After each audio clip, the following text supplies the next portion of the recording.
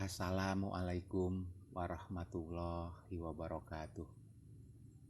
Sahabat Subula Salam, sesi ini menceritakan perjalanan seorang ibu mengantarkan anak-anaknya terlahir ke dunia fana. Ibu adalah wanita yang melahirkan anak-anaknya, mengandungnya selama 9 bulan, dan selama itu pula kemanapun pergi, maka dibawanya isi kandungan itu, dan tidak pernah sedetik pun ditinggalkannya, baik dalam keadaan suka ataupun duka, bahkan apabila ia terbaring sakit. Demikian pengabdian sebagai kodratnya bagi seorang wanita, dan karena itu pula ia merasakan mencapai puncak dari kebahagiaan hidup sebagai wanita, karena ia telah menjadi seorang ibu. Tidak ada yang sia-sia dalam kehidupan. Pada saat usia kandungan mencapai 4 bulan menurut medis, sudah mulai dapat merasakan pergerakan bayi serta detak jantung bayi mulai stabil, di mana saat itu diilhamkan ke dalam jiwa 2 buah jalan, yaitu jalan keburukan atau kefasikan dan jalan kebaikan atau ketakwaan. Akan tetapi manusia tidak menyadarinya.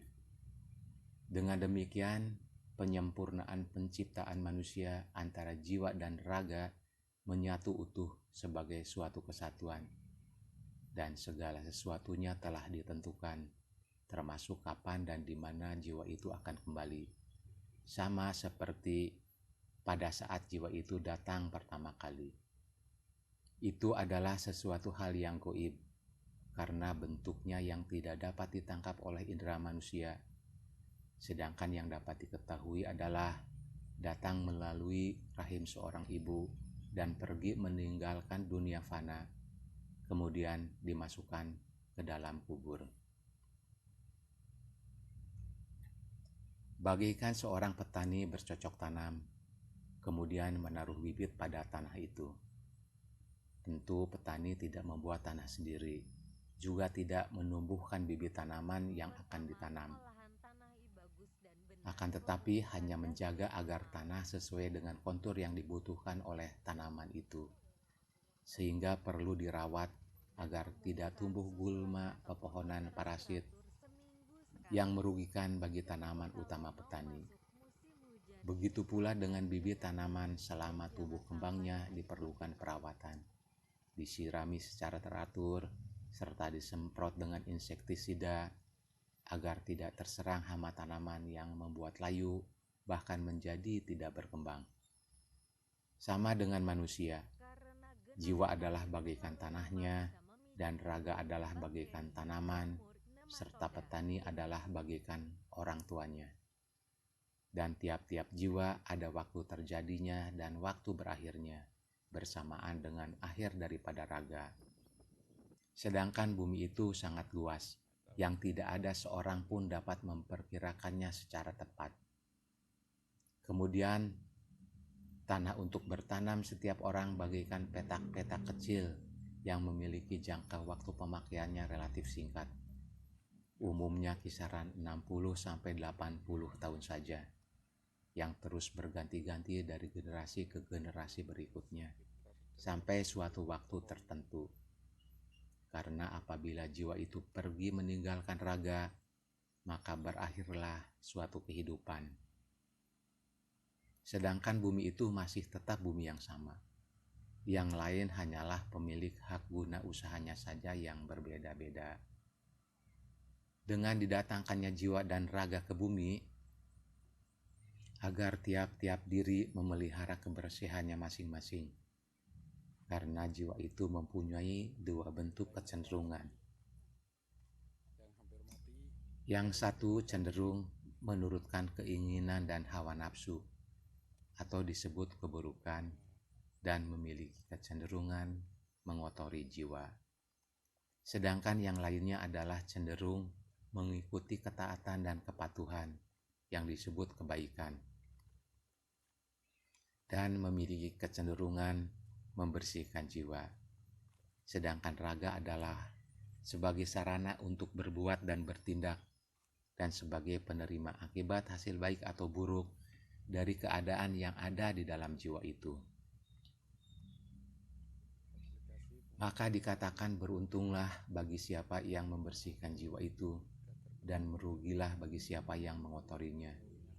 Begitu pula dengan perumpamaan petani yang rajin membersihkan tanah pertaniannya dari rumput-rumput liar, memberikan pupuk dan pengairan yang memadai, maka kelak akan menghasilkan keuntungan dari usaha pertaniannya.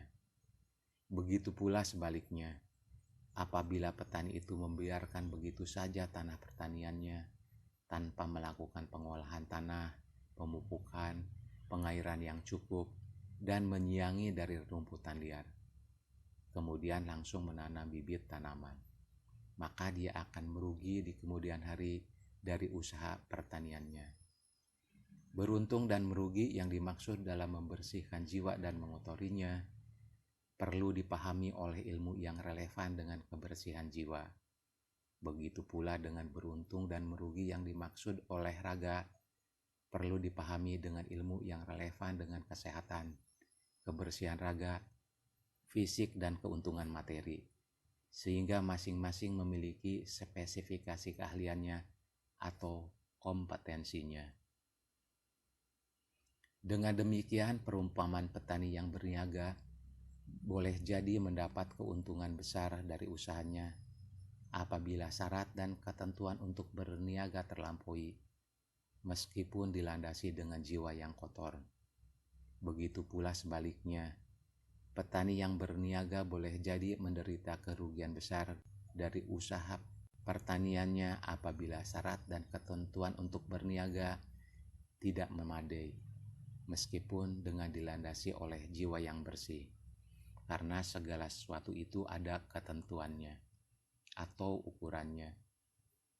Akan tetapi, apa yang baik dan menguntungkan menurut raga, fisik materi, belum tentu baik menurut jiwa.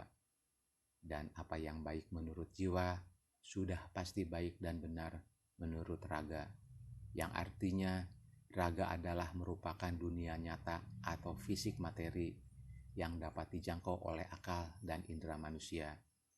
Sedangkan jiwa merupakan sisi lain yang berdampingan, akan tetapi tidak dapat dijangkau oleh indera, hanya dapat dipahami oleh akal. Tanah yang baik tanamannya tumbuh subur, dan tanah yang tidak subur tanamannya hanya akan tumbuh merana. Wallahu a'lam bishawab. Billahi taufik wal hidayah. Assalamualaikum warahmatullahi wabarakatuh.